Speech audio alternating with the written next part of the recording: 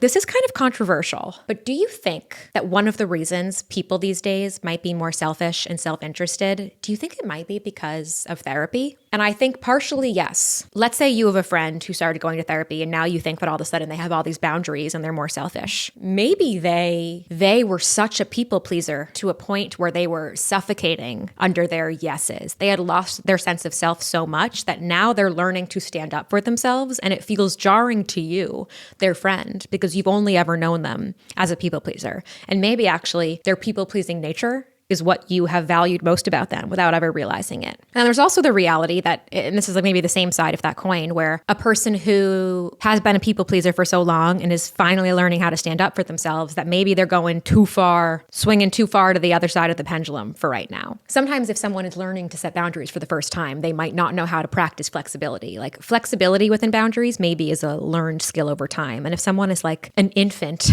in their journey to standing up for themselves, maybe they haven't learned how to be flexible yet. So that could be happening too. I also think on the other side of the spectrum is like a person who is maybe narcissistic, a person who only wants to be right. They might go to therapy and seek out a therapist who only validates them. And that is problematic. For therapy to work, there has to be a lot of the right circumstances. One, the person going to therapy needs to be going with the right attitude, and they need to want to change. I think the people who are going to therapy who already have selfish behaviors, I mean, we have to just fucking pray that they're with therapists who hold them accountable. Now, will they just fire those therapists? Maybe, but that's got to be a really difficult client. Therapists, mental health professionals who listen to this podcast, please tell us what it's like to work with selfish patients.